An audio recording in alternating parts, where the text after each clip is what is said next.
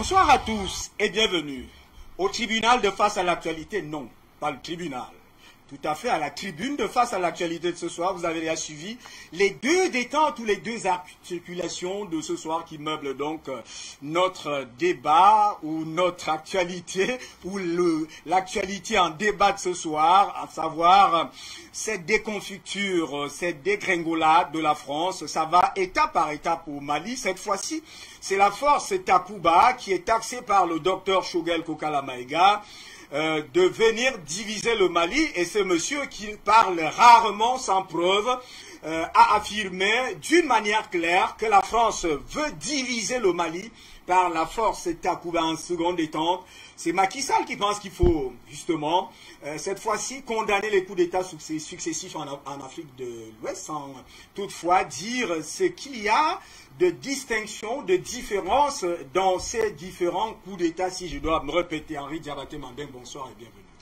Bonsoir, mon cher Etoundi Bien-Lémi. C'est comme ça qu'on dit. Naturellement. Bonsoir, merci de m'offrir l'opportunité de parler une fois de plus du Mali. Vous savez, le Mali, je l'ai toujours dit, le Mali au cœur de l'Afrique. Tant que Kidal ne sera pas libéré des bandits, des terroristes qui sont au cœur de l'État malien, il faut comprendre que l'Afrique ne sera pas libre. Le Mali ne sera pas libre et l'Afrique ne sera pas libre. Comme Caton l'Ancien qui aimait dire, Delenda Carthago, il faut détruire Carthage. Tant que Kidal reste occupé, l'Afrique n'est pas libre. Que les Africains se le mettent dans la tête. L'exemple malien peut être dupliqué à n'importe quel pays en Afrique. Et ces gens nous font là. Ces gens nous font ça tous les jours. Aujourd'hui, le Mali montre la voie à tous les Africains. La nécessité d'une armée africaine, d'une capacité de défense en Afrique, plus que jamais se fait ressentir. Aujourd'hui, cette nécessité est tellement urgente que les Africains doivent le comprendre. Mieux que tout, plus que tout, les Africains doivent se défendre.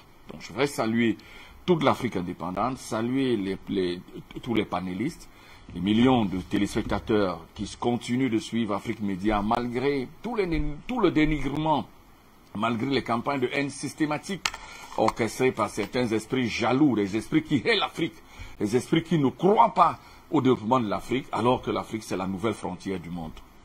Merci à vous, Henri Diabaté Mandeng. En attendant, Jonathan Batangene, Charlie Kenyalon, très rapidement, dans ce grand zoom, trouvé Madame Linda Larbaoui. Linda Larbaoui, bonsoir et bienvenue. Et bonsoir à Béanzin, à vous, et bonsoir à tous les panafricanistes. Très rapidement, on va à Paris. De toutes les manières, vous tous, vous êtes deux pratiquement de ce côté, je pense de Paris ou en France. Ngouti Benzin, bonsoir, cher monsieur. Bonsoir, cher Etoundi, salutations à la communauté, salutations au peuple africain, salutations au peuple du monde et salutations aux téléspectateurs d'Afrique Média qui nous regardent en ce moment, et aussi à la consoeur, à ma sœur Linda qui est avec nous, et votre invité aussi sur le plateau. Ngouti et Benzin, on commence avec vous. Cette fois-ci, Henri Diabaté a déjà campé un peu la situation de cette Afrique qui doit nécessairement aller vers son autonomie, son indépendance, sa souveraineté, par un point central, en faisant un parallèle avec Carthage, dans cette affaire de la libération justement de l'Europe. Alors, dites-nous un peu. Au Mali, c'est Dr Choguel Kokala Maïga. La première fois, c'était venu par lui. Cette fois-ci aussi, ça recommence par lui. Et cette fois-ci, c'est avec la force de l'Union européenne, Takuba, pilotée par la France. Oui. Alors, vous savez, avant de répondre, j'aimerais vraiment saluer la bravoure, le courage de monsieur Choguel Maïga qui se sacrifie vraiment parce que c'est quelqu'un qui est au front, qui n'a pas peur, qui n'hésite pas à puncher pour dire la vérité, pour que le peuple malien, le peuple africain, le monde entier puisse savoir la vérité. Et la cohérence et la pertinence des accusations de Choguel doivent vraiment être saluées par le peuple africain. Et c'est pour cela que je tiens vraiment à appuyer là-dessus. Ensuite, vous savez, l'évangile que prêche le Premier ministre reflète la vérité que nous des médias occidentaux dénoncent, ce n'est pas un secret de polichinelle, mais le fait que ça vient du Premier ministre qui ne veut pas laisser son peuple subir, alors il y a des personnes qui diront peut-être qu'il abuse ou qu'il a un problème contre la France. Mais non, M. Choguel n'a aucun problème contre la France. M. Choguel a un problème contre la politique française, cette diplomatie impérialiste, terroriste que mène l'État français. Et dénoncer la France d'être responsable de la division ou la tentative de division du Mali est une réalité probable qu'on ne peut pas masquer. Vous savez, quand le soleil se lève, on pourra beau crier, beau pleurer, on ne peut pas le masquer. Donc, ces vérités que balance en ce moment M. Choguel Maïga, nous savons qu'il a raison. Les preuves sont là, les preuves sont disponibles. Même les groupes armés utilisés par la France, eux-mêmes sont venus plusieurs fois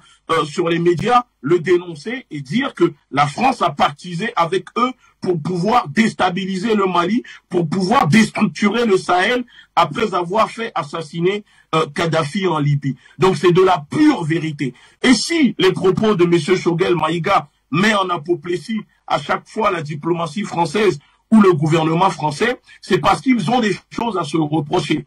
S'ils n'ont rien à se reprocher, ils n'ont pas du tout à se mettre en apoplexie, à s'inquiéter du tout.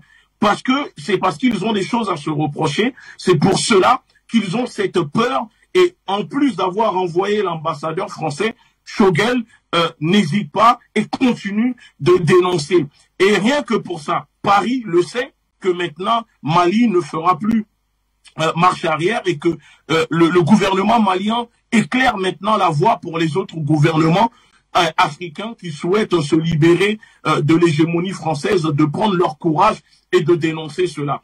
Tout ceci, tout ce que dénonce M. Choguel Maïga, n'oublions pas que c'est aussi avec la complicité, avant que le gouvernement actuel ne récupère le pouvoir, tout ça a été réussi aussi grâce à la complicité de certains Maliens lettrés, instruits politiques, députés, membres du gouvernement sous Ibeka, qui ont contribué, qui ont participé à vouloir diviser le Mali en invitant des forces d'occupation européennes dirigées par la France pour venir s'encaparer du Mali. Parce que ces forces-là ne sont là que pour diviser le Mali et profiter des richesses du peuple malien, mais aucunement pour lutter contre le terrorisme. La France ne pratique pas une lutte contre le terrorisme au Mali ni au Sahel. Elle pratique une lutte, une guerre économique masquée, déguisée au nom de la lutte contre le terrorisme, parce qu'en réalité, la présence de l'armée française et des forces européennes au Mali et au Sahel a pour but de recoloniser le continent africain, de recoloniser le Sahel pour pouvoir ensuite continuer l'expansion, à déployer ces groupes armés pour déstabiliser toute la région et empêcher ces régions de se développer ou peut-être de mener une révolution industrielle, économique, militaire et politique, etc. C'est le but de la présence de la France sur les terres africaines. Mais ce n'est pas, en tout cas, pour lutter contre le terrorisme, parce qu'on n'a jamais entendu la version des personnes accusées d'être des terroristes, mais on n'écoute que la version, les propagandes diffusées par la France pour étouffer le peuple africain, créer une peur et tenir le peuple en respect. Béhanzin, pour ce premier jet, nous partons de l'autre côté où se trouve Lina Larbaoui. Alors Lina Larbaoui, vous êtes experte des questions des questions politiques et des questions sécuritaires. Alors le nouveau discours du docteur Choguel Kokala Maïga s'appuie sur quels éléments que vous avez vous? Par rapport à la division du Mali, ça c'est une feuille de route qui date des années 70. C'est le plan de Kissinger pour recoloniser et ça englobe également le Moyen-Orient. La Syrie, on a tenté, la Syrie pour le moment c'est encore divisé. Mais vu que les Russes ont intervenu, donc ils ont stoppé le massacre. L'Irak est divisé, maintenant c'est devenu une confédération. La Libye est divisée par trois aussi. Il y a le sud, l'est et l'ouest. L'Algérie était prévue et le Mali également. Donc même le Cameroun est prévu dans cette feuille de route. On en parle depuis très longtemps et quand le printemps arabe a commencé, finalement on a compris. Tout ce qui est grande surface, il faut diviser.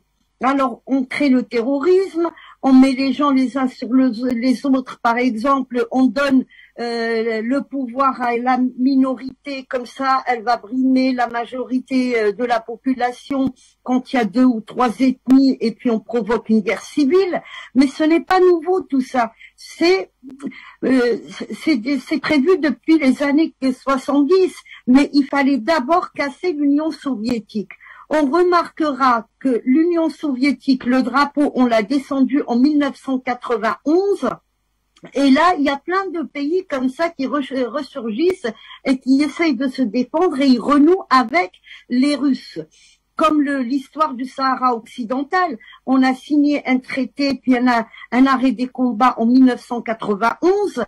Et puis là, il y a 2 ans, les combats ont repris parce que le Maroc n'a pas respecté.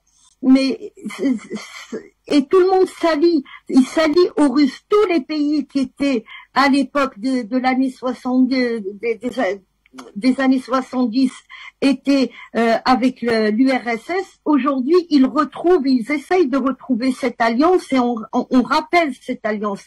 L'Algérie, c'est pareil. À quel moment tout a commencé? En 1991. Ce n'est pas un hasard.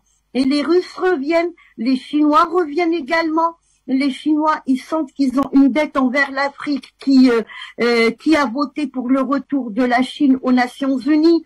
Donc il y a tout qui se redessine et qui redonne de la force aux Africains et ça nous donne du pouvoir pour ne pas que nos pays soient divisés. Le même discours qu'a tenu Monsieur Choguel Maïga l'a tenu aussi le président Tebboune, le président algérien, en parlant de la division du pays. C'est dommage maintenant, la langue française n'est pas utilisée dans les officiels, à moins que ça soit exceptionnel comme l'était le monsieur Ramdan Amamra, le ministre des Affaires étrangères à l'Union africaine. Sinon, je vous enverrai tout le discours du président Tebboune. C'est exactement les paroles de monsieur Choguel Maïga, c'est marrant.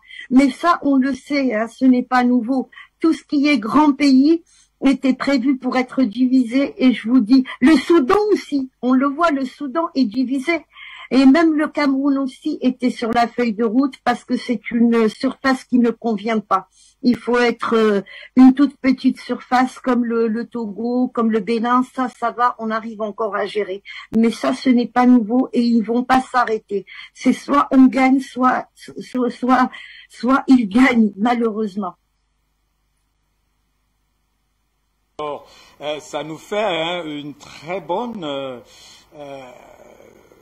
transition, c'est-à-dire une très bonne orientation, puisque sur ce plateau, j'ai Henri Diabaté Mandin, qui est très féru en histoire. Alors, vous avez vu où allait puiser Ngouti Behanza, et surtout Linda Larbaoui, qui allait jusqu'au plan Kissinger, en replaçant justement cet écartèlement ou cette division du monde programmé avec le bloc occidentalo-américain pendant que pas l'URSS, en fait, pendant qu'on passait de la guerre froide et que la Russie, l'URSS était déconfigurée, la Russie n'existait pratiquement pas. Alors, est-ce qu'on peut faire cette histoire en rapport avec la situation du Mali? Effectivement, il n'y a que les gens qui croient en Afrique. Moi, j'écoute des gens prétendument qui disent qu'ils sont allés à l'école et qui vous affirment que non, l'histoire, le passé, c'est le passé. Vraiment, ça n'a pas d'emprise sur le présent. Il n'y a que les naïfs. Il n'y a que les naïfs pour le croire. Il y a cette volonté depuis toujours affirmée par les Américains, bref, par les grandes puissances, conduite, pilotée par les Américains, de contrôler le monde. Il y a des plans qui ont été définis. Et ça, le secrétaire d'État américain, l'ex-secrétaire d'État américain dans les années 70, Kissinger nous l'a dit. Il a écrit dans plusieurs livres. Et son successeur, Zbigniew Brzezinski, l'a dit aussi, l'a dit et redit, c'était les penseurs, en fait, de l'expansionnisme, de l'impérialisme américain.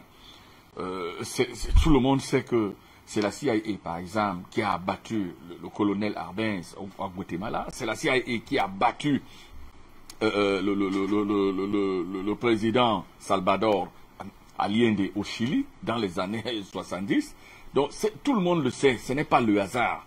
Et pourquoi ils le font? C'est parce que il faut asseoir les bases du capitalisme sauvage, l'emprise, la prise économique, se garantir une ère, une ère dans laquelle qu'on contrôle tant sur le plan politique et économique. Donc, vous comprenez que eux, ils préparent le monde dans 50 ans. Nous continuons de regarder le monde, mais comme si le monde, lui, il va nous faire des cadeaux. Ça, il faut faire très très attention, il faut que les Africains le comprennent. La situation au Mali, c'est le reflet de la situation de toute l'Afrique. Le Mali n'est que le facsimilé de ce qui va se passer dans toute l'Afrique. Ça, il faut que les Africains le comprennent très bien. C'est-à-dire, il y a une volonté manifeste de contrôle de l'appareil, c'est-à-dire contrôle des pays en Afrique par les Occidentaux. Une volonté structurée. Une volonté, oui, structurée qui est là autour d'un schéma de contrôle. Ne rêvez pas. Il faut comprendre que ces pays sont à la croisée des chemins sur le plan économique.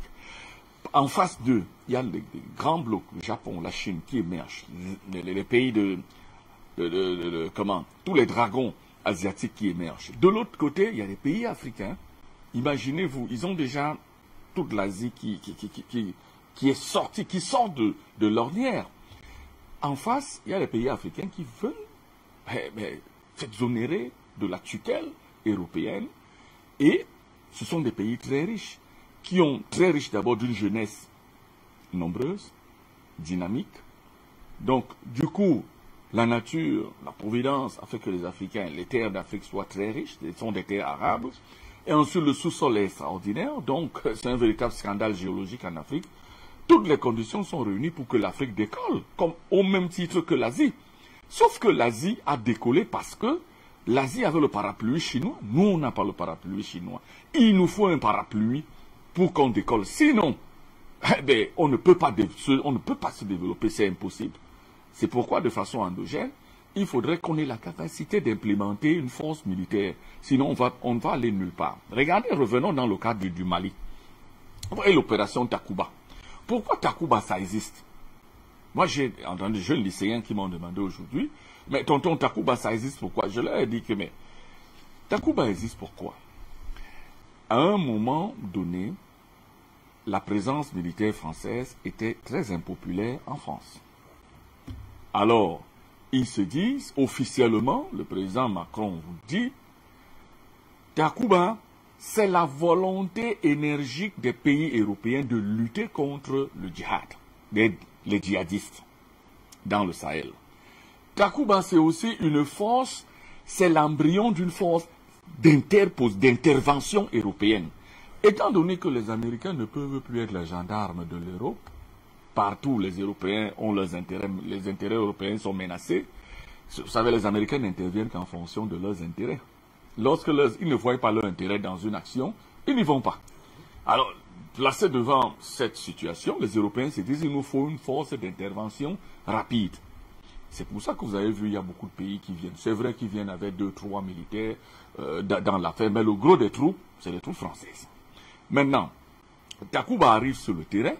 La vraie mission de Takuba, la mission officielle, c'est que Takuba vient former l'armée malienne à combattre le djihad, tous les djihadistes, à libérer le Mali de l'emprise des djihadistes. Mais, ça c'est la mission officielle. Ça c'est la mission officielle. Ça c'est la mission officielle. Mais on est là, mon frère, depuis 9 ans, aucun changement. Aucun changement sur le terrain. Pourquoi il n'y a pas de changement sur le terrain? Parce que les gars ne viennent pas, ne viennent pas pour faire la guerre. C'est ça le vrai problème. Il y a pas, et les Européens constatent qu'ils ne voient pas leur intérêt dans l'affaire. Puisque le président Macron dit aux Européens que, en fait, la force d'intervention européenne sera semblable à la construction de l'Union européenne. C'est-à-dire qu'on va partir de la CECA, puis de la CEE, à l'Union européenne.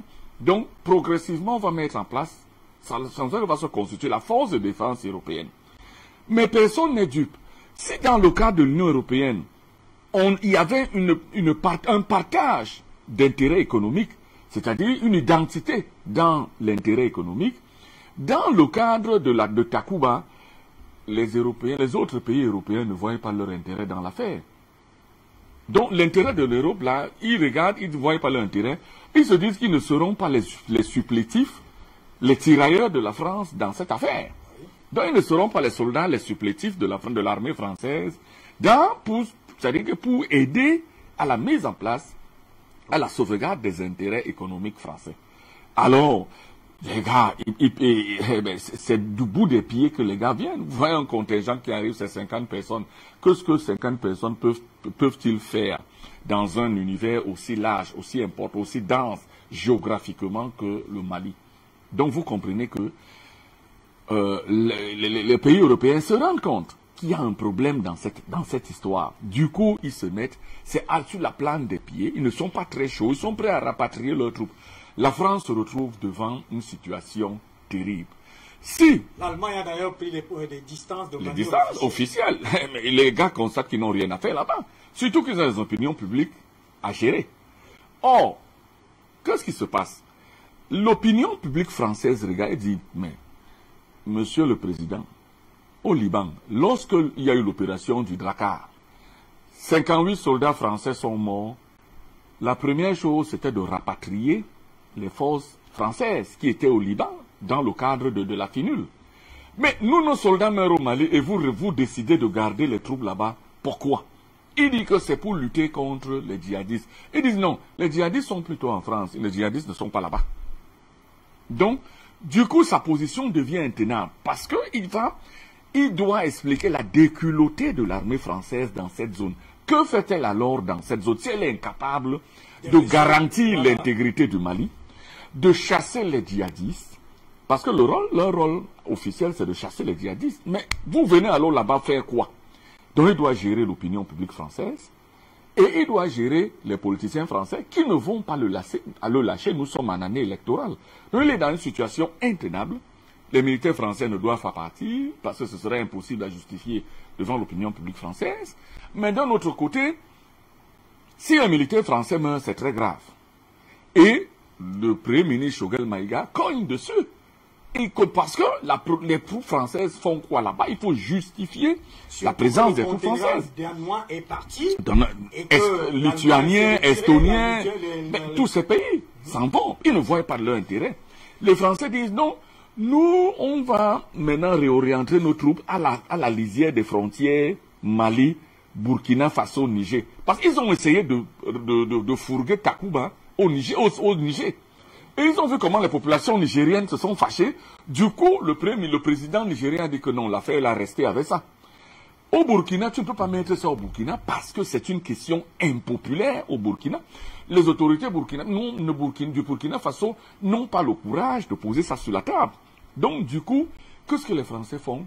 Ils disent qu'ils vont reformater, repositionner, tout ça. Ils ont l'art la formule française. Et qu'ils vont reformater, reformuler les missions et surtout réorienter les forces de Takuba vers la zone des 3 frontières.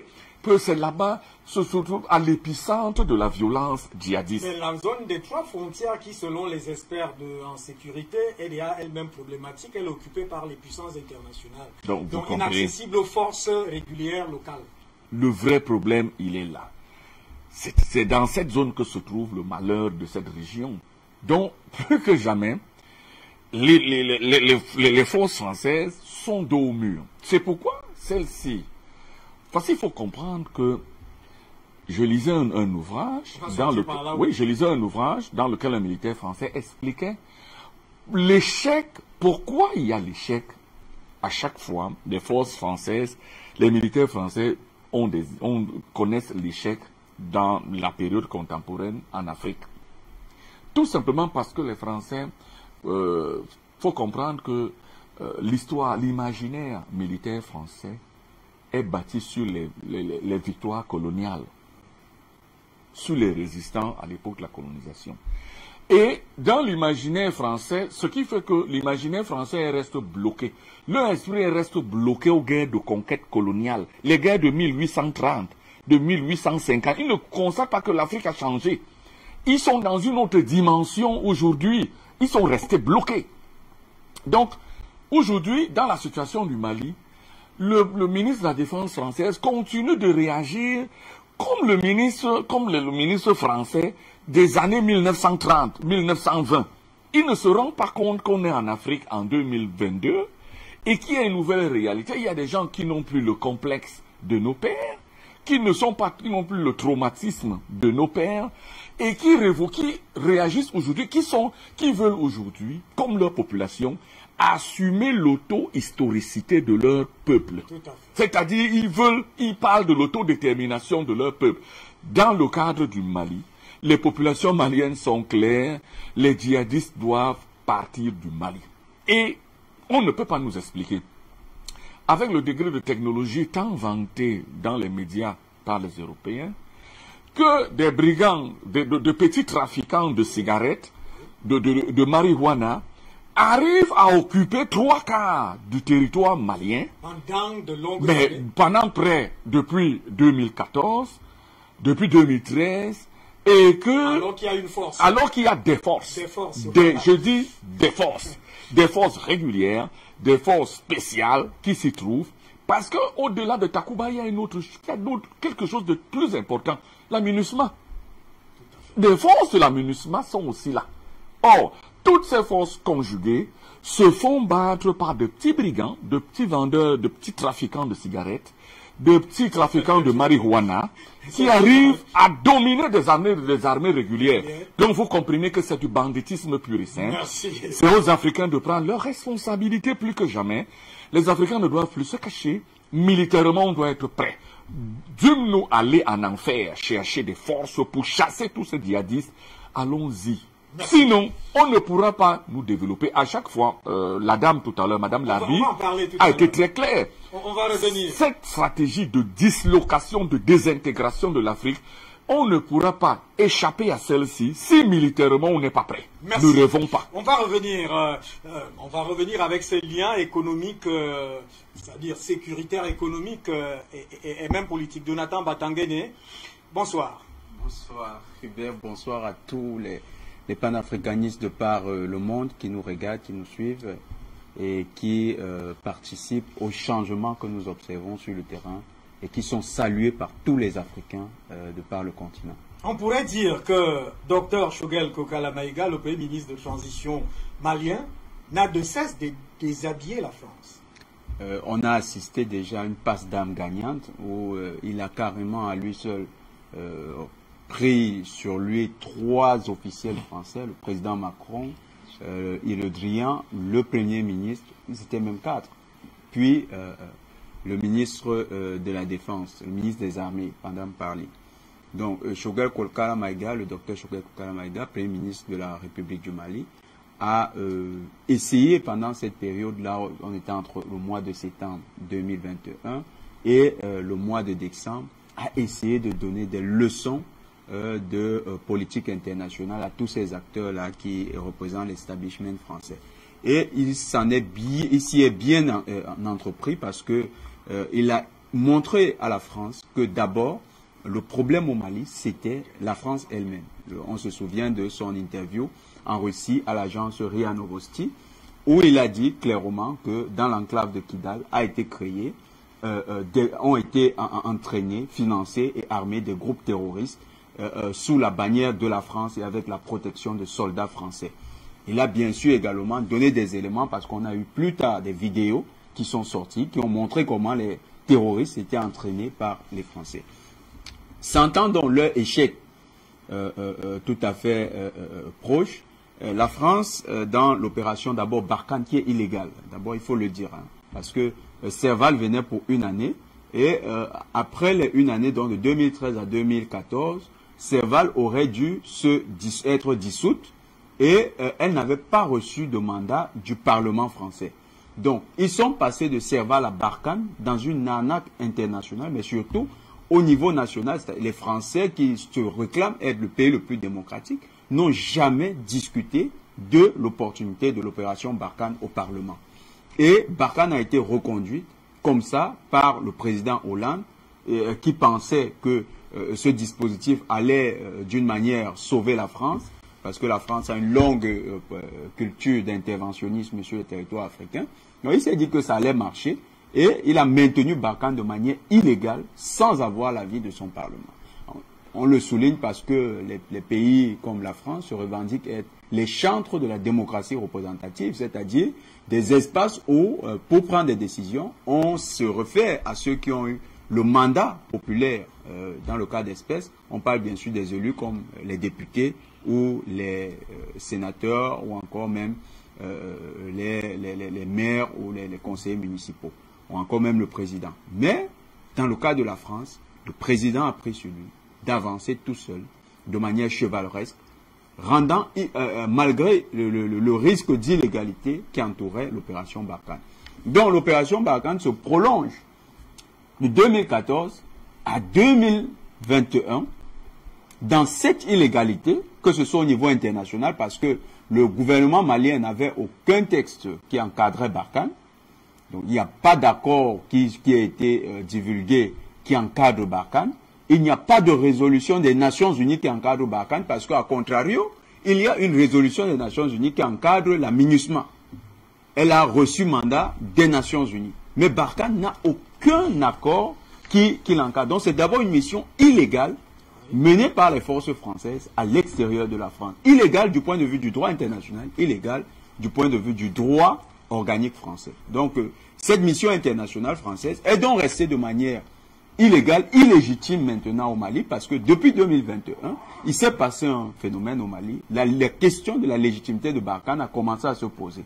Les populations ayant constaté qu'il y avait un ensemble d'éléments qui militaient en faveur de ce que l'on pourrait soupçonner que Barkhane est plutôt une force d'armement, de financement et d'entraînement des terroristes, ont commencé à rejeter la force Barkhane.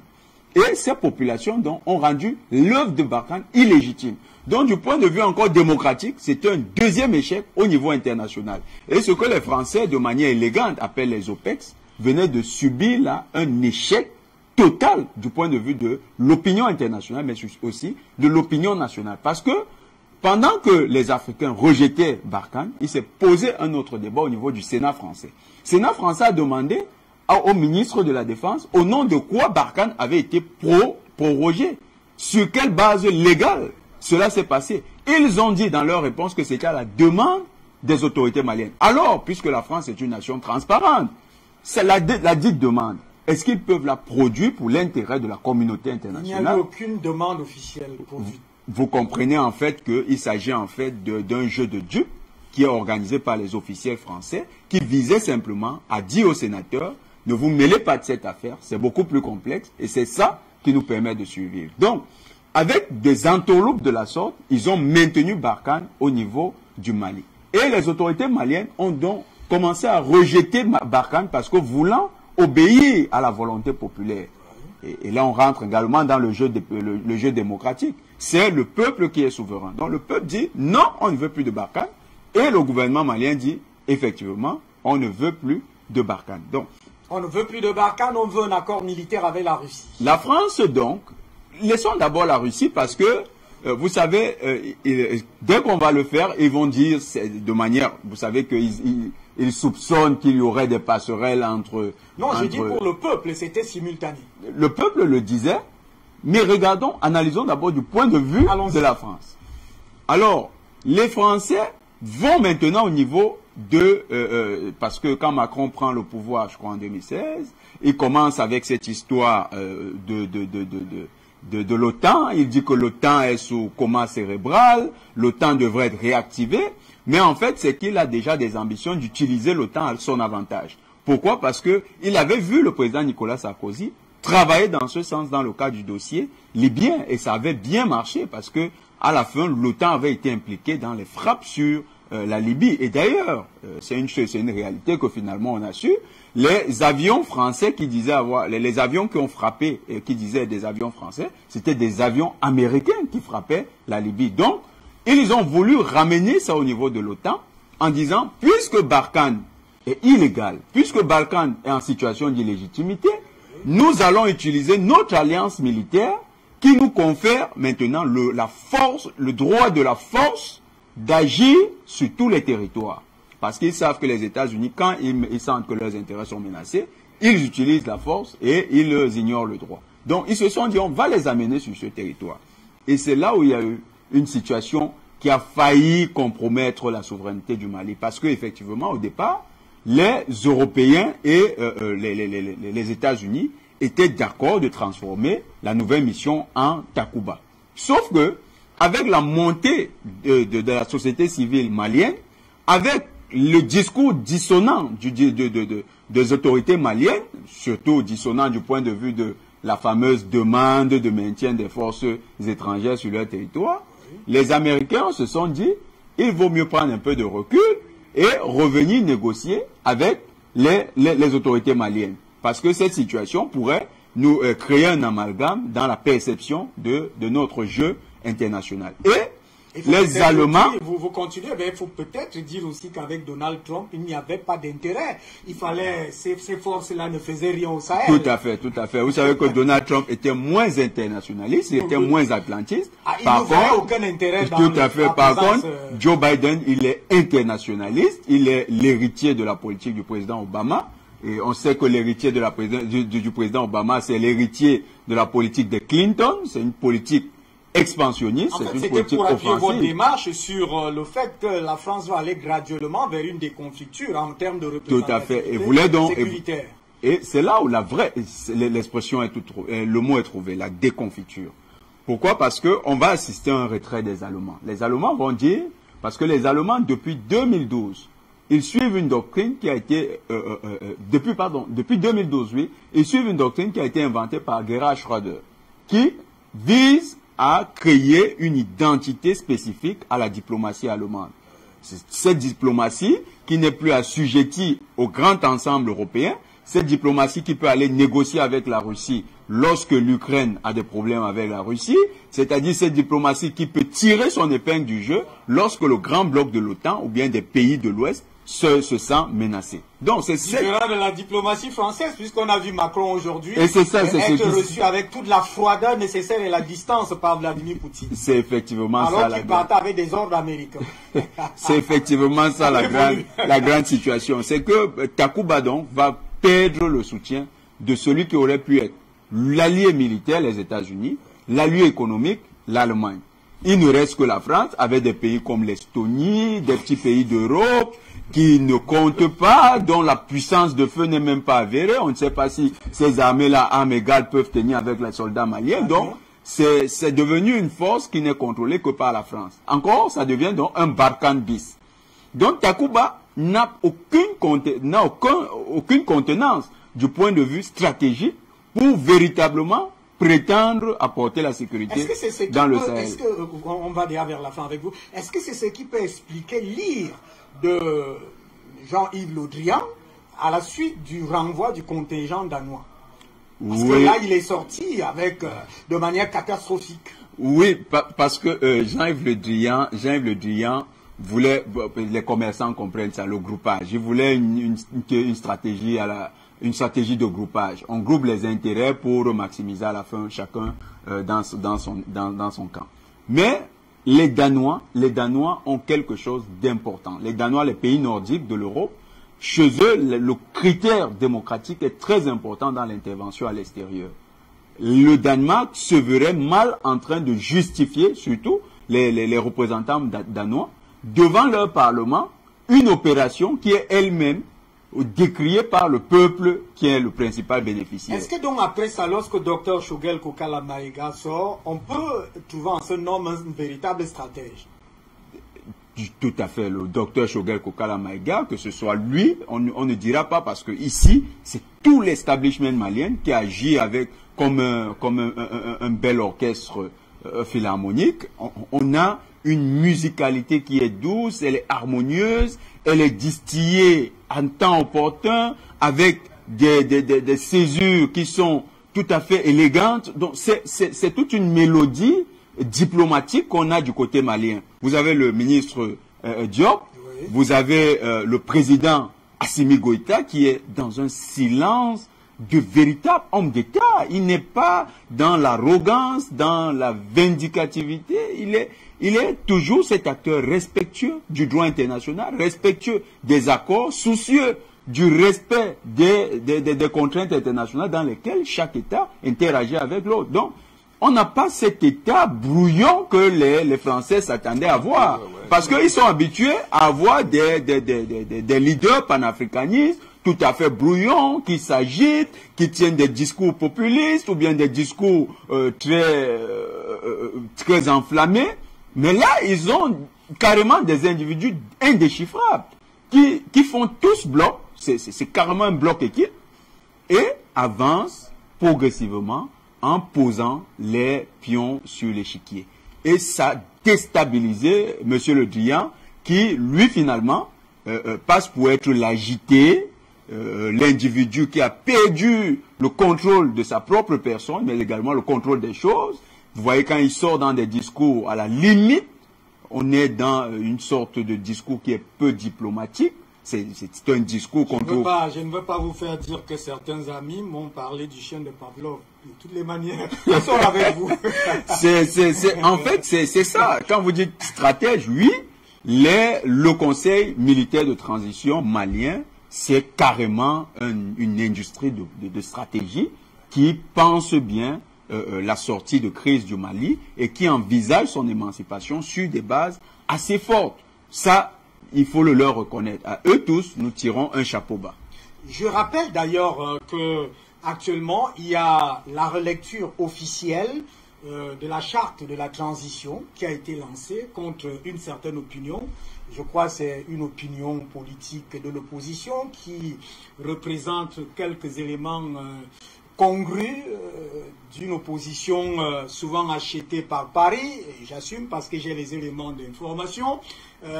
Il conteste qu'on ne doit pas faire la lecture de la charte de transition. Ça rentre toujours dans cet orchestre-là.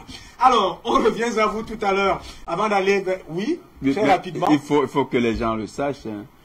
Paris, au début de l'année, a fait le premier décaissement de 23 millions d'euros pour l'opposition et la société civile malienne. Donc, il n'est pas exclu que cette société civile et cette opposition, avec les 23 millions d'euros, va justifier les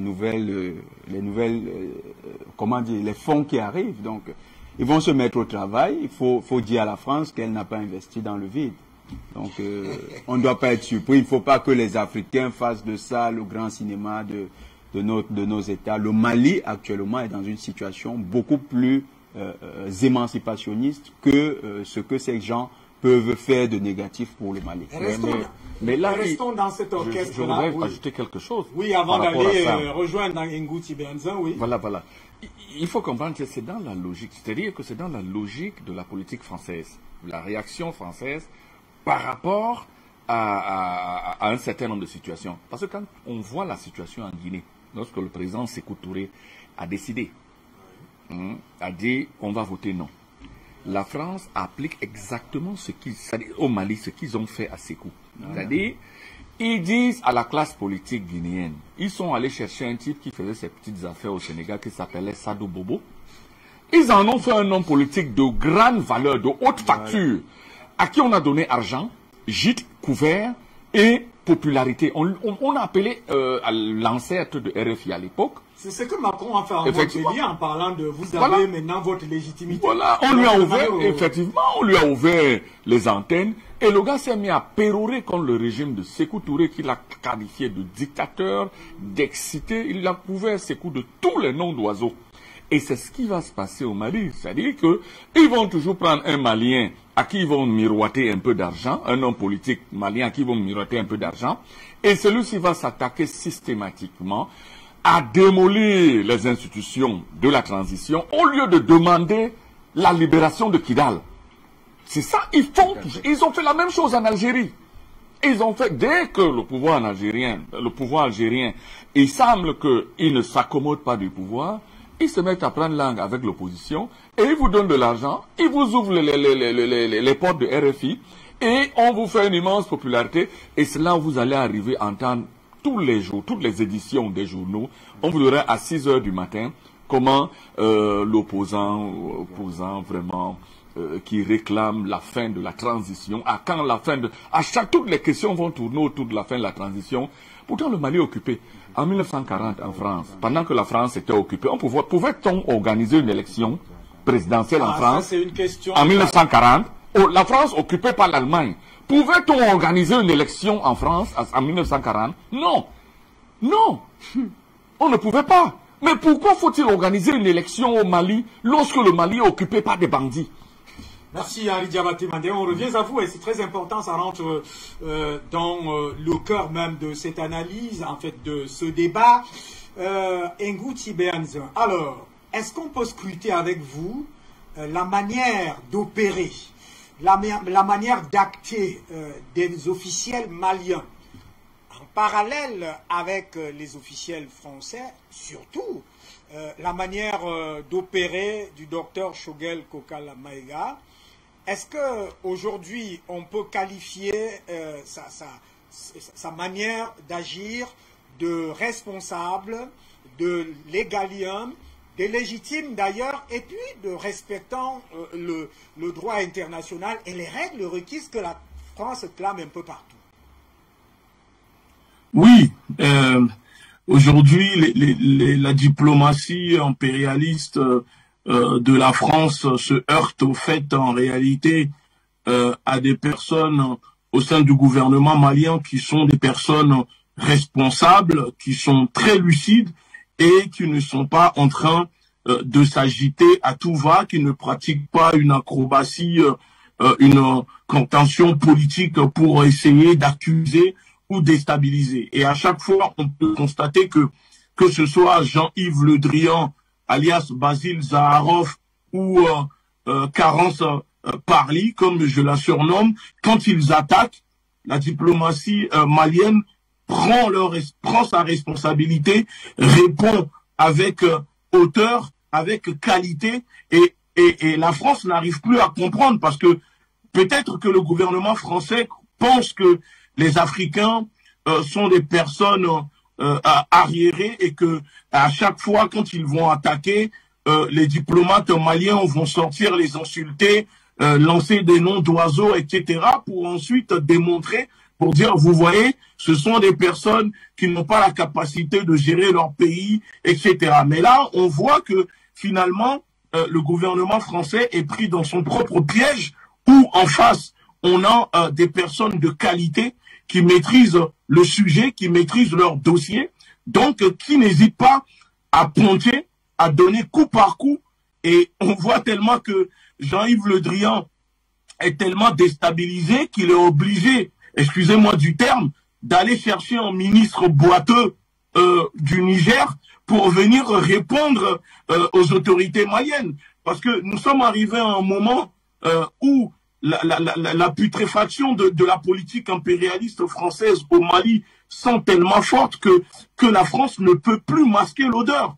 Et l'odeur est en train de contaminer en ce moment un peu partout les autres pays africains. Donc, il faut contrecarrer tout ça en créant peut-être des coups d'État, prendre le contrôle de certains pays autour du Mali pour essayer d'isoler le peuple malien. Mais là, si vous prenez aujourd'hui, dans les échanges entre les autorités maliennes et les autorités françaises, on voit largement que les diplomates maliens dominent et que je pense même que Macron aurait peut-être aimé avoir un premier ministre comme Shogel ici en France pour séduire les Français. Parce que quand on voit le premier ministre ici en mort vivant, un espèce d'identitaire avec des lunettes qui font peur, on se demande réellement si Macron est encore conscient, si Macron possède encore la faculté de son cerveau à réfléchir et que si c'est réellement lui qui dirige encore sa politique extérieure.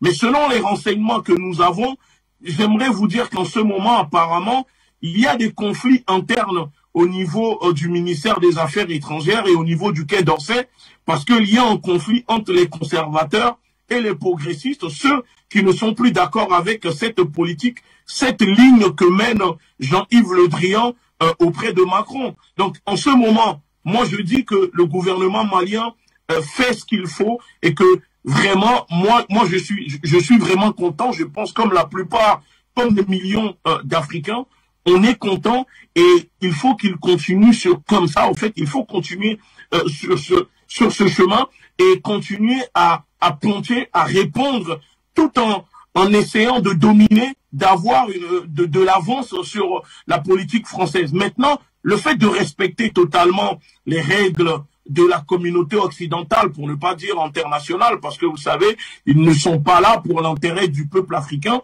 Ce sont des gens qui n'hésitent pas à tuer en 2022 pour leurs descendants, pour l'avenir de leur population qui arrive en 2050. Donc moi, je pense qu'aussi, à un moment, il ne faut plus trop respecter non plus les règles de la communauté internationale, mais avoir un temps d'avance, parce que comme on dit, celui qui a le temps d'avance sur l'adversaire arrive à maîtriser les choses, et c'est ce que fait le gouvernement malien. Et donc si Macron peut-être aussi reste silencieux en ce moment, n'oublions pas qu'il y a les élections en France. Il y a les élections, et en ce moment, ça chauffe ici au Parlement en France, où certains députés se saisissent du dossier et n'hésitent pas à tacler la majorité ici au pouvoir. Donc, il fait profil bas parce qu'il sait qu'il n'est pas en position de force en ce moment, mais peut-être après les élections, s'il est reconduit pour 5 ans, alors il faut que les autorités maliennes puissent aussi s'attendre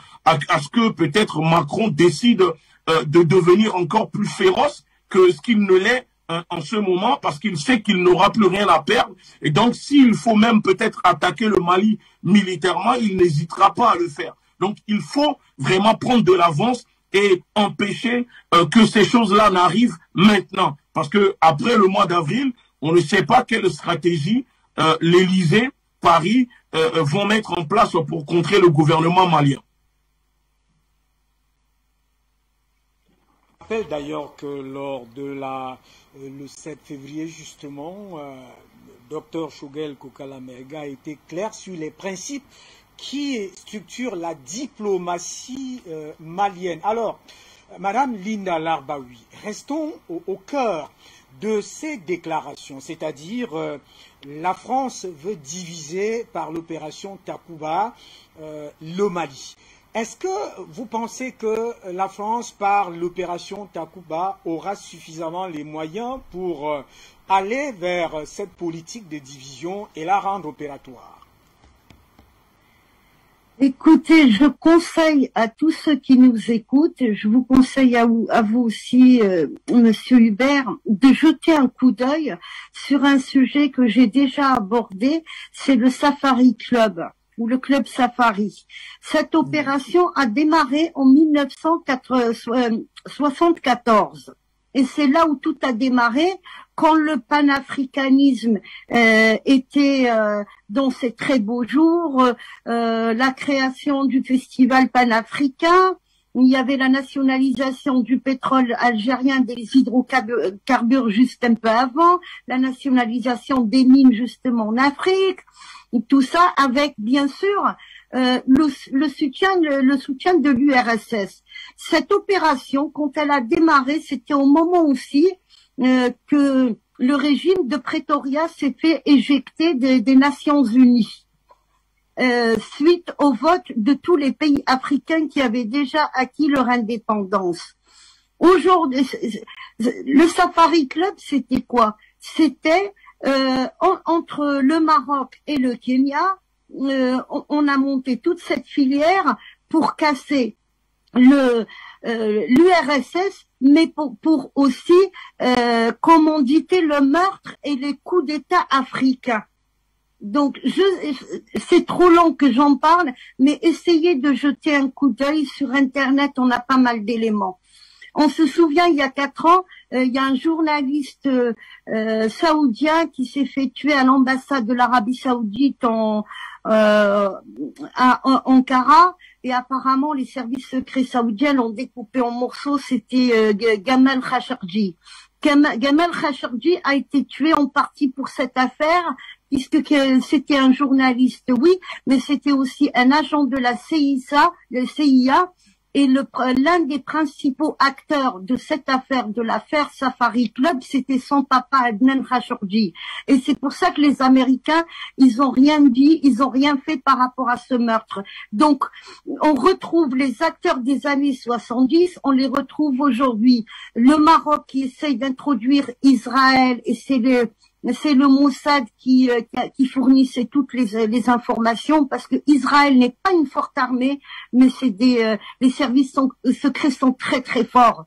Donc on retrouve on essaye d'introduire Israël au sein de l'Union africaine. Il y a tous les éléments des années 70 qui reviennent, mais qui reviennent également avec Kissinger, avec cette feuille de route de vouloir diviser. À chaque fois, j'ai parlé du Mali, en même temps j'associe l'Algérie.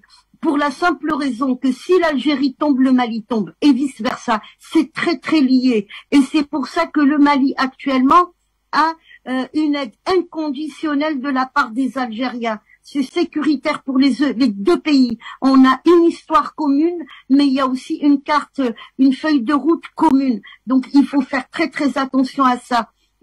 Parce que après ça va se propager. Et c'est pour ça aussi que souvent je parle de solidarité.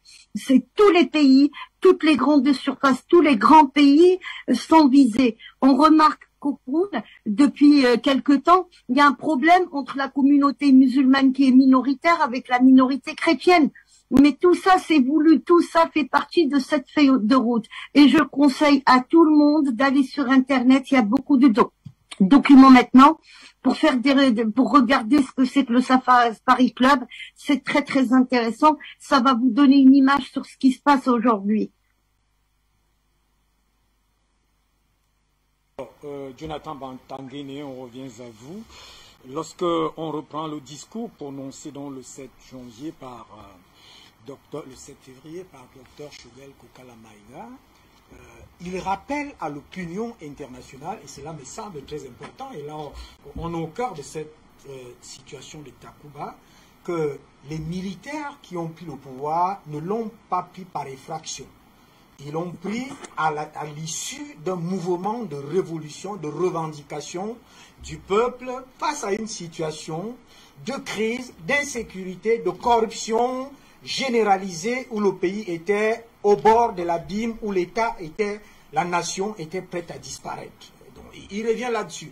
Est-ce que ça peut justifier le fait aujourd'hui qu'il tente, l'armée française, de vouloir ramener la nation ou l'État dans cette même dérive qu'on a suivie, puisque vous avez fait l'histoire de Barkhane tout à l'heure? Est-ce qu'on peut faire un lien? Tout à fait. Il y a un lien qui est tout à fait réel entre les deux phénomènes. En fait, en 2013, quand Barkhane débarque avec ses 4000 soldats, ce qui est annoncé, c'est qu'on va reprendre les villes. C'est la reconquête des villes maliennes. Ils viennent, ils arrivent à Tombouctou, ils annoncent bientôt la libération de Gao, de toutes les grandes villes du Nord. Mais 4 ans plus tard, 2018, on se retrouve avec un Mali qui est davantage partitionné. Les groupes terroristes qui reprennent du poil de la bête. 2020, le Mali entre dans une situation où l'État est incapable même de soutenir l'effort de guerre. Avant 2020, il y a des situations de dégradation terrible. Il y a quelque chose qui est beau dans tout ça. C'est que, selon le journal L'Écho, journal français, oui, de 2015 à 2020, le Mali n'a fait que croître son exportation d'or. Ah, dans la permanence de cette insécurité. Oui, donc il y a l'insécurité, mais l'industrie extractive de l'or n'a fait que s'accroître. Comment expliquer cela? Et de façon croissante. D'ailleurs, en 2020, ils battent un record, une croissance de 7%. Ils montent en pleine insécurité.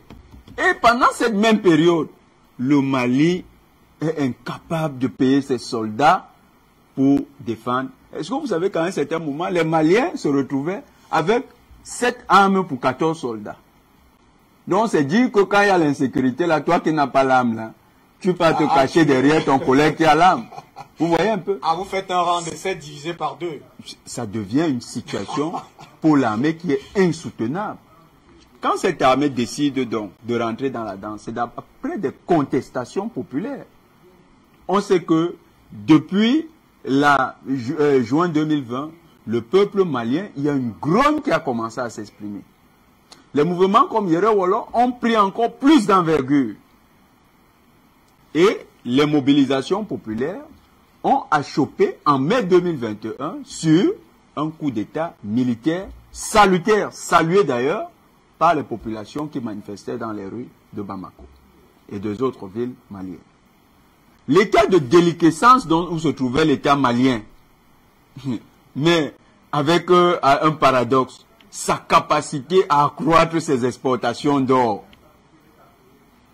C'est tout ça aujourd'hui qui est remis en question par le docteur Choguel Kokala Maïga et tout le gouvernement malien.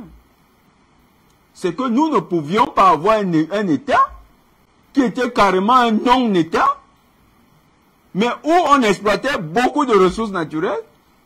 Et aujourd'hui, on vous propose de bâtir dans un État et on vous propose même d'accroître notre production de ces ressources naturelles.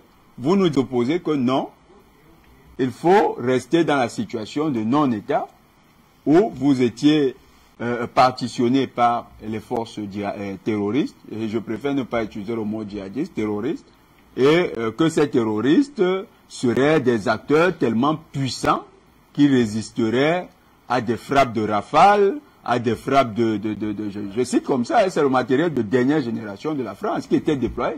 Les chasseurs rafales. Pour les opérations. Les hélicoptères Puma. Donc, le haut de gamme en matière de matériel militaire, des terroristes réussissaient quand même à se fondre dans la nature et à faire des opérations avec succès contre les forces maliennes. Donc, c'est cette situation que le docteur Choguel Kokala Maïga décrit dans ce discours. On est donc quitté de là vers quoi? Aujourd'hui, l'armée malienne, grâce au partenariat russe, et vous l'avez évoqué dès le départ, grâce au partenariat russe, aujourd'hui a le rapport de force favorable. Il n'y a plus ce rapport de une arme pour 2 personnes. Désormais, chaque soldat dispose de suffisamment d'armes et de munitions pour aller au combat. Et puisque ces hommes ont été bien formés pour la mission, pour le travail, ils sont en train de réaliser leur mission dignement et vaillamment. D'ailleurs, les succès de l'armée malienne, moi je m'interroge même sur le fait qu'on ne communique pas assez là-dessus. Il faut communiquer sur les succès de l'armée malienne. Parce qu'elle enchaîne des succès. Elle met davantage les terroristes en déroute. Mais la France veut nous garder dans des discussions un peu superfétatoires. Des discussions de... Bon, excusez, au Cameroun on dit les discussions de bar. C'est-à-dire des discussions où on se distrait, on ne retient pas l'essentiel. Ce superflu-là, c'est pourquoi? C'est pour que l'opinion ne reste pas dans l'idée, ne retienne pas l'idée d'une crédibilité réelle de l'État malien actuel. Pourquoi? Parce que cet État qui enchaîne des victoires militaires sur le territoire est également en train de réaliser la réunification du territoire malien. Et donc est en train de donner à l'État malien une contenance, une consistance, mais surtout une matérialité sur le plan du droit international et du droit organique malien. Quand on va dire le territoire malien, aujourd'hui, on fait référence à quel pourcentage du territoire qui est réputé être celui du Mali. On fait aujourd'hui allusion à près de 60% du territoire. Parce que le reste de plus de 40%, c'est détenu par les groupes terroristes. Donc, pour que la matérialité de l'État malien puisse être observée et constatée, il faut que l'armée malienne ait le contrôle total du territoire. Et c'est ce qui est en train d'être fait. D'ailleurs, le docteur Choguel Kokala Maïga félicite justement les FAMA au cours de cette allocution. Mais faisons quand même la remarque que ce n'est pas en mai, c'est le 18 août 2020. Tout à fait, août 2020. Août 2020 qu'il y a le renversement d'Ibeka et sa démission au camp de Kati. Tout à fait, tout à fait. Sa démission et tout le gouvernement au camp de Kati. Alors, est-ce qu'on peut dire, parce que je voudrais, peut-être avec le constat de l'opinion internationale, l'opinion africaine et même nationale malienne, aussi internationale, que ce que le docteur Choguel Kokala Maïga est en train de dénoncer, c'est la même situation qui a prévalu au cours du règne d'Ibeka avec l'opération Barkhane. Ibeka qui était donc parmi ceux... C'est-à-dire que c'est cette même opération qui voulait qui faisait être installée. la fameuse demande aux forces de Barkhane de se maintenir et de venir l'aider à lutter contre le terrorisme. Ce Ibeka avait un état qui était déliquescent, presque inexistant, davantage frappé par des groupes terroristes, c'est-à-dire des hordes. Tout à l'heure, le docteur Mandenga dit, c'était des bandits. Des bandits sont venus et c'est eux qui contrôlaient le territoire. Il n'y avait plus la pratique du droit, c'est-à-dire quand le bandit est là, s'il décide de prendre ta maison, tu la quittes, il a l'arme. Mais pendant C'était ça sous Ibeka. ce temps-là, on exploitait l'or de manière... L'or était exploité, bien raffiné. Et étrangement, Moi, quand vous êtes un doctorant, qu'est-ce qui fait que la plupart des hommes de science en Afrique, universitaires et autres, ne voient pas ce genre de réalité? C'est quand même paradoxal qu'on sort l'or dans un pays en pleine insécurité à cette vitesse-là, à cette dimension, à cette intensité. Monsieur Etonji, il y a une réalité que nous devons intégrer. Et c'est d'ailleurs les marxistes qu'il avait, les Gramsci, les Gramsci, je crois avec Mosca, les travaux de ces auteurs, qui révèlent que l'école est un appareil idéologique de l'État. C'est-à-dire quoi? À l'école, on fabrique une manière de voir le monde. Si on veut que vous voyez le monde d'un certain point de vue, c'est ce point de vue qu'on adopte. Et notre école, c'est quoi? C'est la continuité de l'école coloniale. Et quand il y a donc cassure dans cette affaire et que les vérités apparaissent, est-ce que l'homme de science doit toujours rester dans ce formatage cadré, orienté du cerveau par rapport à l'école? Vous savez, moi, il y a un auteur qui m'est toujours cardinal, c'est Michael Polanyi, The Logic of Liberty, son ouvrage qui est l'un des ouvrages fondamentaux pour un intellectuel, pour ma part, parce que ça permet de comprendre le sens de la liberté intellectuelle. Il explique que les intellectuels ont des croyances comme des religions. Donc, c'est des dogmes qui sont fabriqués dans des écoles de pensée. Et nos classes intellectuelles, pour ceux qui sont allés à l'étranger, en France, en Angleterre, pour faire leurs études, vous allez remarquer qu'ils sont encastrés dans ces écoles de pensée. On a tout compris. Ça veut dire que ce sont des religions. Ils pensent que c'est des sacro-saints principes inviolables, indépassables, que c'est l'horizon final de l'humanité. C'est-à-dire, ils sont dans l'erreur. Vous faites bien parce que je vous pose cette question pour qu'on ouvre, parce qu'on va aller vers le second sujet avec la toléralité du second sujet. On est en train de partir. C'est tout ça qui fait que on a donc des gens qui viennent avec des dogmes. Et malheureusement encore, Hubert, il y a quelque chose. Et c'est toujours Polanyi qui l'explique. Les scientifiques travaillent sur des hypothèses. Quand vous appartenez à une école de pensée, les hypothèses que vous utilisez, dans 99% sont les hypothèses les résultats de travaux de cette école de pensée. Ça veut dire quoi? Quand quelqu'un dit qu'il fait la science politique et qu'il étudie la politique en Afrique, s'il est dans une école de pensée africaniste, les auteurs qu'il va citer, c'est les Mbembe, les Baya, ces auteurs, et il va aller sur les travaux de ces gens pour formuler ces hypothèses. En fait, ça devient quoi? Il veut vérifier si ces gens ont raison. C'est ça que c'est une hypothèse. Maintenant, qu'est-ce qu'il verra? Oui. Et c'est une réalité, hein? C'est qu'il verra toujours que entre la théorie qu'il a utilisée, l'hypothèse qu'il a formulée, il y a quelque chose d'anormal en Afrique. Donc l'anomalie africaine est perpétuellement entretenue à travers l'école. L'école, telle qu'elle a été formulée, les hypothèses viennent d'ailleurs, et c'est ces hypothèses que nous utilisons comme étant mécanisme de réflexion sur notre continent. Donc, on a toujours l'impression que nous sommes anormaux. Et quand vous discutez avec un intellectuel africain, vous allez remarquer que dans 99% de son discours, c'est ce qui ressort. Merci. Les Africains sont anormaux. La démocratie, il va te dire non, le système, il va te citer les systèmes, le système présidentiel français, le système semi-présidentiel américain, le système... il va te citer tout ça. Et c'est dans ces carcans qu'il imagine L'horizon final, il est dans une lecture fukuyamienne de la vie.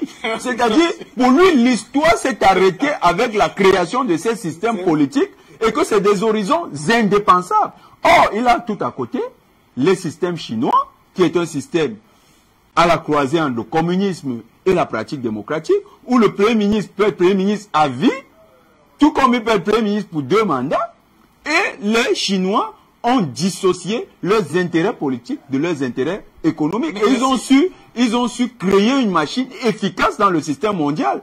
Les Chinois ont compris très vite que le monde n'est pas figé dans un horizon indépassable. Mais les Africains, les intellectuels africains, ils sont tous dans cette vision de Fukuyama. L'histoire s'est arrêtée après la Deuxième Guerre mondiale. Dès que les Américains ont créé leur démocratie représentative, c'était le modèle absolu de la démocratie. Merci Jonathan Batangene. Cette question, c'est en principe pour qu'on essaie de comprendre le discours de Choguel Kokala Maïga, ou ses nombreux discours, d'ailleurs, face à Moussa Fakir de l'Union africaine, apparaissent comme des discours qui sont une brisure, qui sont une fracture par rapport à cet ordre, parce que c'est l'homme des faits et l'homme de la réalité. Alors, est-ce qu'on peut aller au standard pour prendre les téléspectateurs tout en attendant les numéros s'affichent déjà au bas de votre petit écran. Vous pouvez nous appeler et nous rejoindre. Alors, avec vous, je vous vois sourire. Est-ce que nous avons un appelant? Alors, on va prendre le premier qui nous rejoint avant vous, Henri Diabaté Mandin. Je vous ai vu sourire sur ce point-là. On va revenir avant de prendre la direction du deuxième sujet. Monsieur, bonsoir et bienvenue. Votre contribution nous intéresse.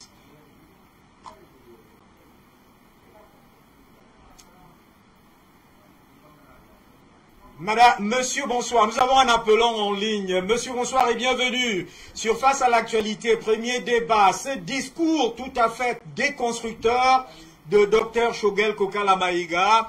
Takuba, en réalité, n'est pas une opération de sécurisation du Mali. C'est une opération de division du Mali. Vous me recevez, mon cher Hubert? Vous êtes à l'antenne, s'il vous plaît. Ok, merci. C'est Delphin de Bujumbura, une fois de plus. Je vous remercie de m'accueillir à la maison. Je transmets mes salutations d'abord à ma grande sœur Linda Larbaoui, à monsieur Egunchi, ainsi que les deux sur le plateau, l'historien Manding, toujours aussi brillant, et mon cher frère Jonathan, toujours aussi brillant aussi. Eh bien, ils ont dit l'essentiel. Je ne vais pas répéter ce qu'ils ont dit. Encore une fois, je leur tire mon chapeau.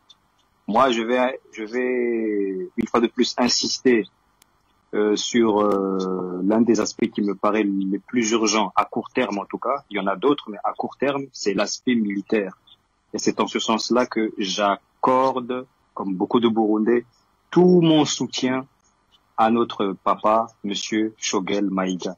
C'est exactement ce type de diplomatie que nous voulons, nous, ceux qui sont en dehors de la zone CFA, voir de plus en plus appliquée, dupliquée dans chaque province, dans chaque maison, dans chaque quartier, dans chaque village qui vit sous le poids du franc CFA depuis les années 60. Nous avons contribué aux côtés des Rwandais, des Camerounais, des Russes à introduire ce logiciel en République centrafricaine. Nous sommes on ne peut plus ravis de le voir en marche du côté du Mali, au Burkina Faso, bientôt au Niger, pourquoi pas, voyons grand. Donc voilà, pour ne pas monopoliser la parole, je vais m'arrêter ici et suivre le reste de l'émission. Afrique Média, le monde c'est nous. C'est toujours présente, hein, pratiquement dans la maison à tout le monde, je sais pas, entre les appelants et la réaction des parlementaires français sur l'échec d'Emmanuel Macron qui va justement d'échec en échec et parfois d'une image dégradante parce que celle de sa réception aujourd'hui à Moscou a été justement un peu désastreuse. Là, c'est une image d'un caricature, en fait, d'un internaute qui trouve qu'il y a une fessée là-bas parce que Vladimir Poutine a été très dur, très distant, avec des précisions sur d'ailleurs un autre sommet qui pourrait se tenir, avec des limites. Mais allons d'abord voir ces parlementaires français qui en réalité constate l'échec cuisant d'Emmanuel Macron, président français. À tout de suite. Monsieur le ministre des Affaires étrangères, la politique extérieure de la France est dans l'égarement. Le renvoi de l'ambassadeur de France au Mali par les autorités maliennes en raison de vos propos récents, monsieur le ministre, 2 jours après que le porte-parole du gouvernement de transition du Mali ait demandé à la ministre des Armées de la France de se taire, n'est pas une anecdote. C'est un tournant de l'histoire de la présence française en Afrique. La France perd pied. Depuis plusieurs années, partout, notre pays se comporte de manière arrogante et belliqueuse. Pas un conflit sur notre planète sans des armes made in France pour l'attiser et le rendre plus meurtrier. Du Yémen à l'Éthiopie, de la Birmanie au Sahel, du Haut-Karabakh à la Libye, notre pays arme très fréquemment le bras de la mort. C'est la signature française de ce début de siècle. Quel malheur. Que dire de la violence de nombreuses dictatures que nous soutenons avec armes, logistiques, renseignements et personnel humain contre la liberté des peuples, contre la dignité des femmes et des hommes de ces ailleurs maltraités. Pour ces gens d'origine étrangère, les migrants, sans autre solution que de venir tenter un projet de vie en France, la maltraitance d'État. Mais pour les beaux yeux pleins de pétrole, de dollars et de contrats d'armement d'un dictateur, la Légion d'honneur et les ors de la République, du Quai d'Orsay à l'Élysée. Que d'égarement. Voilà bientôt 5 ans en réalité que notre pays a 2 ministres de la guerre et aucun de la paix. Bientôt 5 ans que notre pays aime se payer de jolis mots et de beaux discours en parfaite contradiction avec ce qu'on peut constater sur le terrain. Notre diplomatie est pourtant dotée d'atouts exceptionnels. Mais qu'en avez-vous fait? Qu'en faites-vous? J'entends déjà vos arguments de la réelle politique de ce monde difficile dans lequel les valeurs universelles que devrait porter notre pays ne remplissent pas les poches. Mais votre diplomatie de la réelle politique montre des résultats tout aussi catastrophiques. En 5 ans, c'est ni les valeurs, ni les principes démocratiques, ni la balance commerciale. La politique extérieure française est dans l'égarement. Égarement en continuant de vendre de manière assassine contre le droit international et en connaissance de cause des armes qui finissent par tuer les enfants du Yémen, ce péché originel du quinquennat. Égarement quand l'ambassadeur de France au Togo porte plainte contre 2 journaux d'opposition de Lomé pour des articles pas assez respectueux des politiques de la place parisienne, faisant ainsi suspendre leur publication et cette étrange conception de la liberté de la presse. Également dans votre habitude de soutenir le 3e mandat de chef d'État devenu par là même dictateur et qui n'en demandait pas tant de la part de la France. Également criminel en ne reconnaissant pas cette terrible bavure au Mali en janvier 2021 qui, d'après une minutieuse enquête des Nations Unies, a reconnu que notre armée avait tué 19 civils à Bounti. Rien d'étonnant à ce qu'aujourd'hui le gouvernement de transition du Mali humilie quotidiennement notre drapeau bleu, blanc et rouge. Égarement en s'affichant au Tchad, trop précipitamment aux côtés du dernier chef de guerre autoproclamé chef d'État.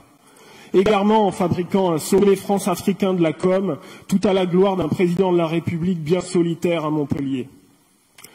Égarement en mentant, ici, monsieur le ministre, devant la représentation nationale et en faisant passer 3 eurodéputés catalans pour des reprises de justice alors qu'ils n'ont même pas été jugés. Égarement en permettant par un contrat mal ajusté aux Australiens de nous ridiculiser dans ce qui est devenu l'affaire des sous-marins. Égarement en laissant une grande entreprise française commercer avec la junte militaire birmane assassine. Égarement en faisant participer nos forces armées au nom de la lutte contre le terrorisme à l'opération Barbouze du nom de Sirli en Égypte sans jamais la dénoncer. Égarement en continuant de vouloir se faire faiseur de roi au Cameroun. Bref, j'en passe. L'égarement est partout. Notre crédibilité à l'égard des peuples de la planète s'amenuise de jour en jour. Le constat est déjà fait précédemment. Nos valeurs sont trahies. Mais vous osez encore appeler de vos vœux un nouvel humanisme du XXIe siècle dans votre feuille de route. La politique extérieure de la France est dans l'égarement. Elle ne sert plus un pays, mais quelques de vos amis. Monsieur le ministre, vous vous êtes égaré. Mais je ne vous demanderai pas aujourd'hui de démissionner, car je crois en réalité que vous avez déjà démissionné depuis bien longtemps. La parole est... Alors, vous avez très bien suivi, hein, ça doit être poignant. D'ailleurs, les internautes peut-être exigent, en fait demandent qu'on repasse cet élément, on pourra y revenir. Mais après le premier tableau, ce qu'on peut suivre sur fond d'insolence et d'arrogance de la France qui perd pied, trois mandats soutenus, troisième mandat soutenu par la France, finalement dictatrice. Humiliation permanente de la France par le gouvernement malien. Enfin, très poignant, égarement encore, et égarement finalement en voulant se faire faiseur de roi au Cameroun. Alors la France, avec cet élément, ou alors Emmanuel Macron, c'est pas moi qui le dis, mais ça, c'est une manière de déshabiller le roi de France en public, et Henri Diamaté Mandé. On va repartir au standard tout à l'heure. Vous avez très bien suivi ça. Ben oui, très bien. Vous savez, hein, le monsieur ne fait que répéter une ancienne. On se répète depuis. Vous savez, si vous connaissez l'histoire de la France, vous allez bien comprendre ce qui se passe, ce qui trame dans l'esprit des Français. Les politiques français disaient, lorsque la Première Guerre mondiale a éclaté, lorsque la Deuxième Guerre a éclaté, les politiques français disaient aux soldats dans la presse française que l'armée française va rentrer dans Berlin comme le couteau dans le beurre. Mais c'est plutôt les Allemands qui leur sont rentrés le couteau dans le beurre. Mais c'est incroyable. C'est une absence de cécité, une cécité intellectuelle qui est incroyable. Or, la petite voix de Gaulle était derrière et De Gaulle leur disait, depuis 1935 à l'école de guerre, De Gaulle disait à Pétain, qui était son maître, son professeur à l'école de guerre, il lui disait, il faut changer notre armée, on est faible, on ne peut pas résister à une guerre. Il ne faut pas céder au triomphalisme des militaires français. On n'a pas la capacité de résister à l'Allemagne. L'Allemagne ne fait que s'armer. Et l'Allemagne à dire qu'avec ces officiels, on revient sur ce triomphalisme. Parce que les officiers français, je vous dis, dans l'imaginaire de l'armée française, ils vivent dans la culture de la guerre coloniale. Ce sont les guerres coloniales.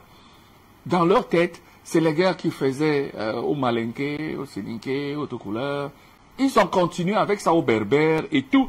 Et cet esprit a peuplé l'éthos de l'armée française, à tel enseigne que tous les militaires, même ceux de 2022, continuent de penser de la France, de regarder la France, l'histoire militaire de la France comme étant celle de 1860, de 1870, parce que la France n'a pas de référence. C'est-à-dire, après la paix de Tilsit, après les défaites de Iéna, de Waterloo, la France n'a plus, sous le plan militaire, la capacité... Mais ça, c'est Henri Diamaté Mandé, ça, c'est peut-être le passé. Mais quand on suit ce monsieur, d'ailleurs, avec la complicité de la réalisation, on va revenir sur cet extrait.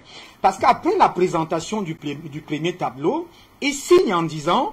C'est la signature française de la fin de ce siècle. Ils s'exclament, quel malheur. Oui, parce que la France a enfermé dans cet esprit. Ils sont sûrs qu'ils sont supérieurs aux autres. Quand vous entendez le président Macron vous dire, vous avez vu l'humiliation, vous avez parlé tout à l'heure de l'humiliation qu'il a reçue. Mais je vais vous dire, lorsqu'il dit, si les Russes osent traverser la frontière ukrainienne, eux, ils vont intervenir. Nous nous sommes demandé, la France, ils vont intervenir comment? On cherche à savoir. Il y a 8000 entreprises allemandes en Russie. Merci à la réalisation. On va reprendre cet extrait parce que il faudrait quand même, Jonathan Batangé, dont on parlait des intellectuels tout à l'heure, des universitaires. Nous sommes ensemble en ces lieux-là. Ben, il faudrait qu'on écoute ceci. On reprend cet extrait. Donc, Monsieur le ministre des Affaires étrangères, la politique extérieure de la France est dans l'égarement. Le renvoi de l'ambassadeur de France au Mali par les autorités maliennes en raison de vos propos récents, Monsieur le ministre, 2 jours après que le porte-parole du gouvernement de transition du Mali ait demandé à la ministre des Armées de la France de se taire, n'est pas une anecdote. C'est un tournant de l'histoire de la présence française en Afrique. La France perd pied. Depuis plusieurs années, partout, notre pays se comporte de manière arrogante et belliqueuse. Pas un conflit sur notre planète sans des armes made in France pour l'attiser et le rendre plus meurtrier. Du Yémen à l'Éthiopie, de la Birmanie au Sahel, du Haut-Karabakh à la Libye, notre pays arme très fréquemment le bras de la mort. C'est la signature française de ce début de siècle. Quel malheur. Que dire de la violence de nombreuses dictatures que nous soutenons avec armes, logistiques, renseignements et personnel humain contre la liberté des peuples, contre la dignité des femmes et des hommes de ces ailleurs maltraités. Pour ces gens d'origine étrangère, les migrants, sans autre solution que de venir tenter un projet de vie en France, la maltraitance d'État. Mais pour les beaux yeux pleins de pétrole, de dollars et de contrats d'armement d'un dictateur, la Légion d'honneur et les ors de la République, du Quai d'Orsay à l'Élysée.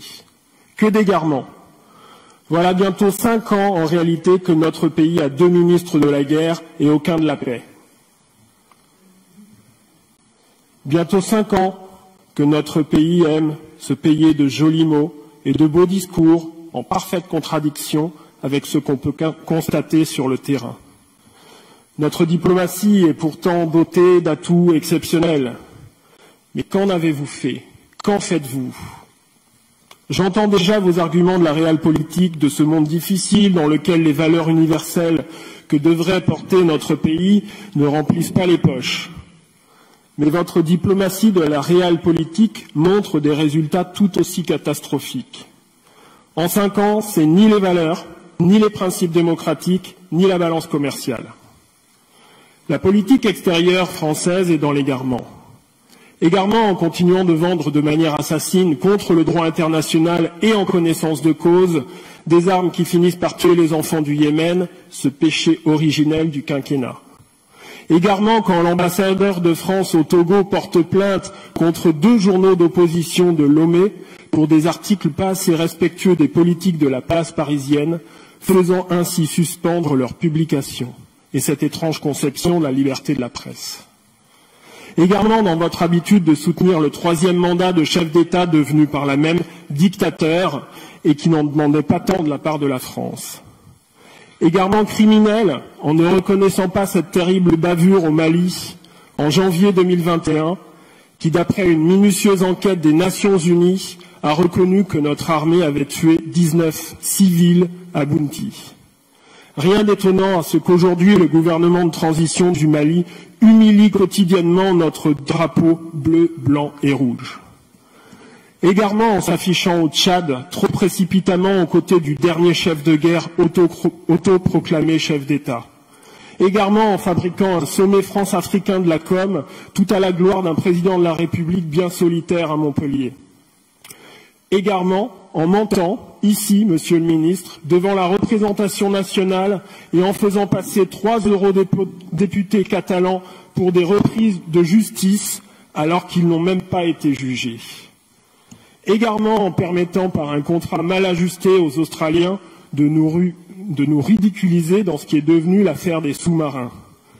Également en laissant une grande entreprise française commercer avec la junte militaire birmane assassine. Également en faisant participer nos forces armées au nom de la lutte contre le terrorisme à l'opération Barbouze du nom de Sirli en Égypte sans jamais la dénoncer. Également en continuant de vouloir se faire faiseur de roi au Cameroun. Bref, j'en passe. L'égarement est partout. Notre crédibilité à l'égard des peuples de la planète s'amenuise de jour en jour. Le constat est déjà fait précédemment. Nos valeurs sont trahies. Mais vous osez encore appeler de vos vœux un nouvel humanisme du XXIe siècle dans votre feuille de route.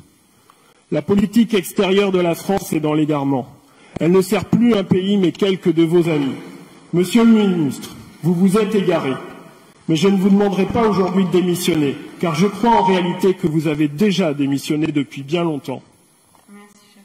Merci. Alors, Henri Diabaté Mandeng et Jonathan Batanguene rient grandement dans ce studio parce que ces députés disent que Monsieur Le Drian a démissionné depuis parce qu'il n'a plus besoin de demander. Est-ce que nous avons des appelants au standard?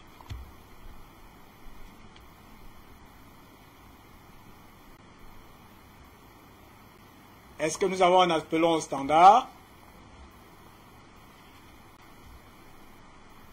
Monsieur, bonsoir et bienvenue. Votre contribution nous intéresse.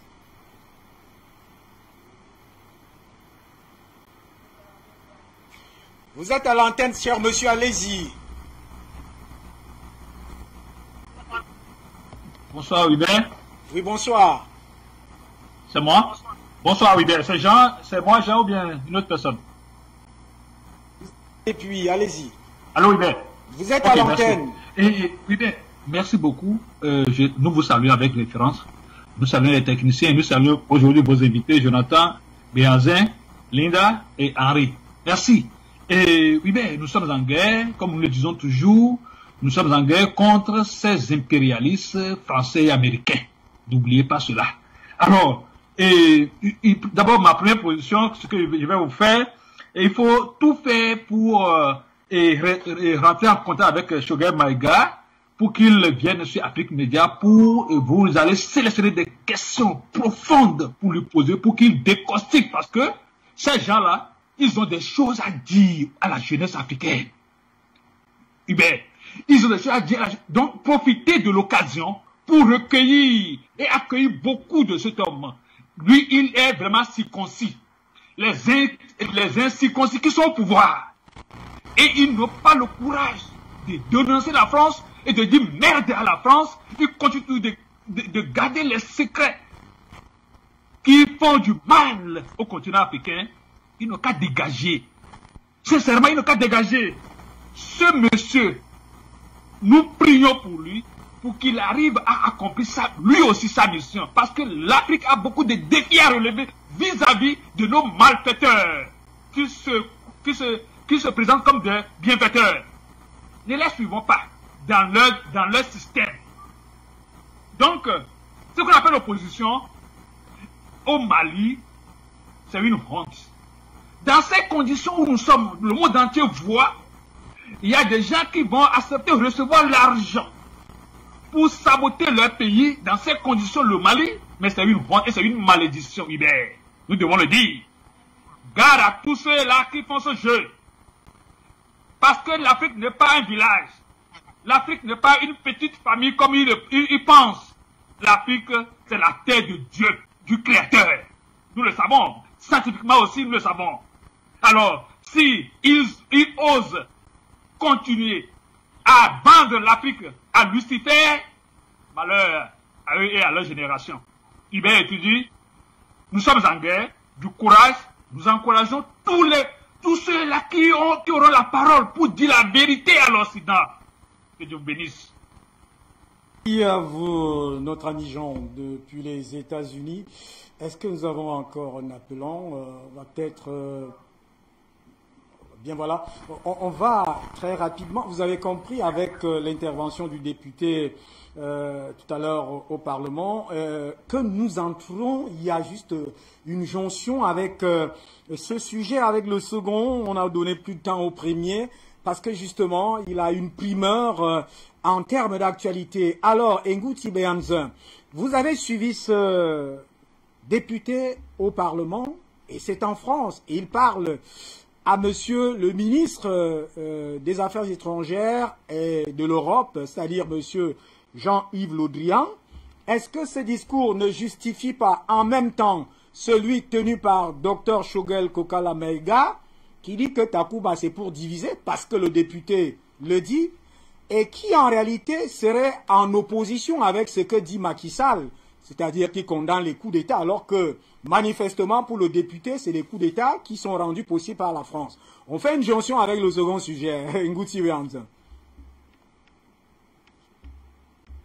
Parce que j'ai moi-même décrypté cette vidéo en montrant au peuple africain les propos de ce monsieur.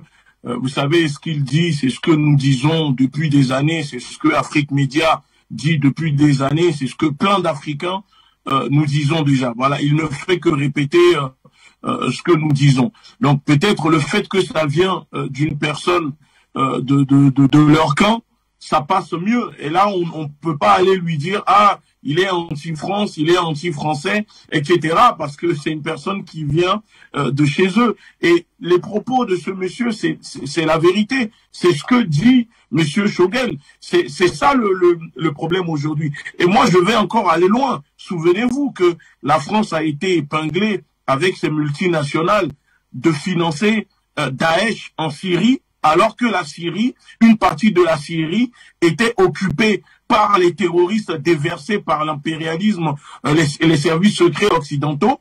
La France finançait l'État islamique en Syrie pour pouvoir faire bénéficier des ressources de la Syrie à ces multinationales comme Eiffage, etc. Donc, ce n'est pas quelque chose de nouveau, hein, c'est ce genre de pratique-là. Et ce que dit le député, c'est vrai. La guerre du Biafra, quand on regarde, c'est encore la France, les armes là-bas. On voit le Mali, c'est la France, en Syrie, au Rwanda. Donc, à un moment, nous connaissons, nous savons que ce que dit M. Shogel Maïga, c'est la vérité. Et que quand on voit que l'autre felon, le freliqueux, le négrier de Macky Sall qui vient condamner les coups d'État, qu'est-ce que vous voulez qu'il fasse? Moi, s'il faisait l'inverse, ça m'aurait étonné. Mais qu'il condamne, ça me surprend pas. Il fait son rôle de traître, il fait son rôle d'endocolon. Parce que des fois, pourquoi on est étonné, pourquoi on est surpris quand on voit des endocolons que nous connaissons, qui sont certifiés endocolons, venir soutenir, comment dire, l'impérialisme. Moi, je ne suis plus... Ça ne me surprend pas, vous savez, cher Itondi.